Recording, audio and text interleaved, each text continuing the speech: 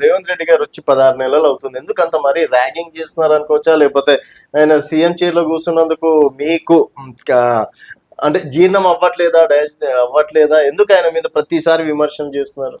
రేవంత్ రెడ్డి గారు పిసిసి అధ్యక్షుడిగా ఉన్నప్పటి నుంచి ఇప్పటి వరకు ఆయన మాటలకు ఆయన చేతలకు పొంతన లేదు. ఓకే, ఆయననే డేట్లు పెట్టి డెడ్ లైన్లు పెట్టిండు.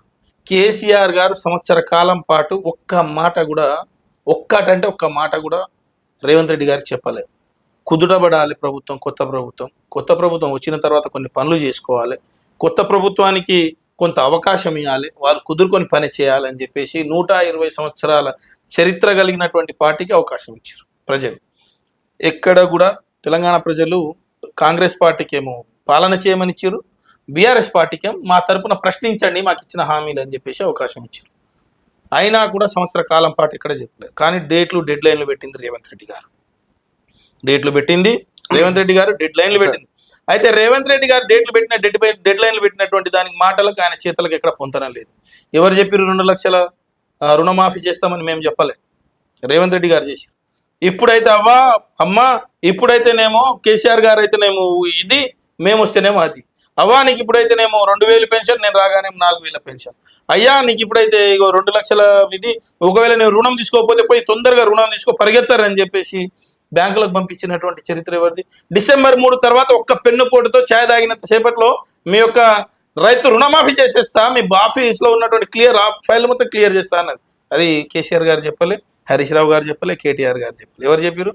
రేవంత్ రెడ్డి గారు. మరి సంవత్సరంన్నర కాలం అంటే మీ ఇక్కడ మామూలుగా లంక బిందెలు ఉంటాయి, లేకపోతే రాష్ట్రము అంతో ఇంతో డబ్బులు ఉంటాయి, ఖజానా ఉంటది, చేసేద్దాం అని చెప్పేసి ఆయన అనుకుంటూ ఇక్కడ చూస్తే మొత్తం దోచుకొని పోయిండు కదా. ఉన్నది కూడా నాకిపోయిన తర్వాత ఆయన ఏం చేశాడు? 9.5 ఏళ్ళు ఈ తెలంగాణ రాష్ట్రంలో ప్రతిపక్షం ఎవరు? ఈ రోజు ఉన్నటువంటి ఫైనాన్స్ మినిస్టర్, ఆర్థిక శాఖ మంత్రి బట్టి విక్రమార్క గారు. పిసిసి ప్రెసిడెంట్ ఎవరు? రేవంత్ రెడ్డి గారు.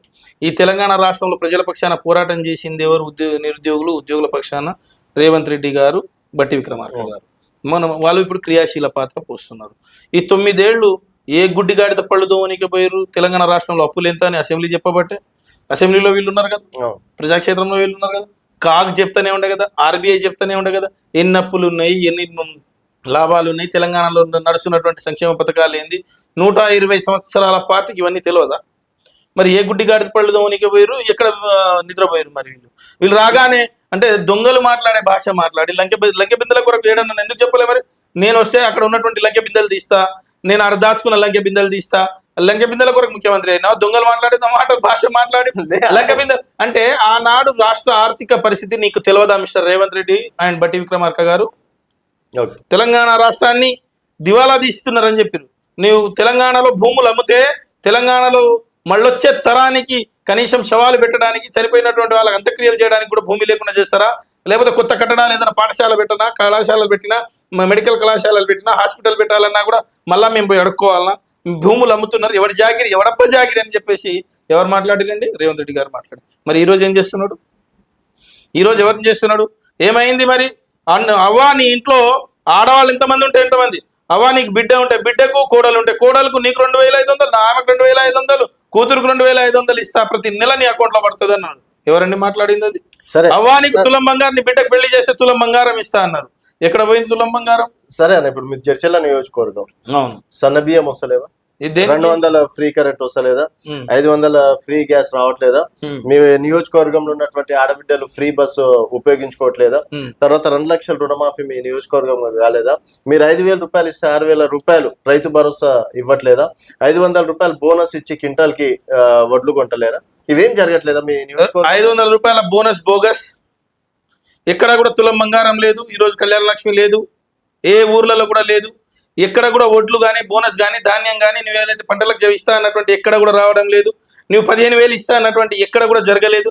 నువ్వు 2 లక్షల రూపాయల రుణమాఫీ అన్నది కూడా అదంతా ట్రాష్. ఏ ఊర్లో కూడా 100% రుణమాఫీ జరగలేదు. బస్సులలో ఆటోలు సిగలు పట్టుకొని కొట్లాడుకొని పోలీస్ స్టేషన్లో జైలు పాలవుతున్నారు.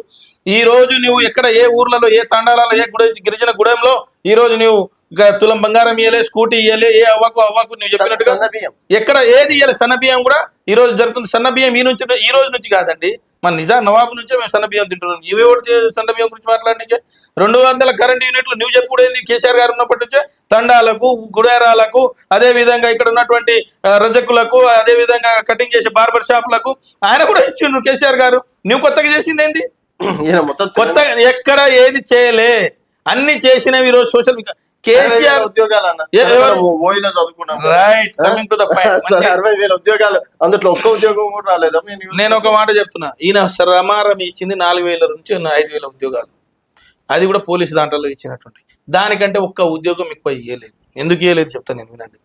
కేసీఆర్ గారు ఫస్ట్ ఆ యొక్క నోటిఫికేషన్లను ఏర్పాటు చేసి ఖాళీలను గుర్తించి ఆ ఖాళీలకు ఆర్థిక శాఖ పంపించి ఆర్థిక శాఖ ఆమోదం తీసుకొని దాని తర్వాత పరీక్షలు నిర్వహించి పరీక్షల తర్వాత దాని మొత్తం రిజల్ట్ తీసి కాయిదాలు ఇవ్వడానికి రేవంత్ రెడ్డి గారు వచ్చిర్రు.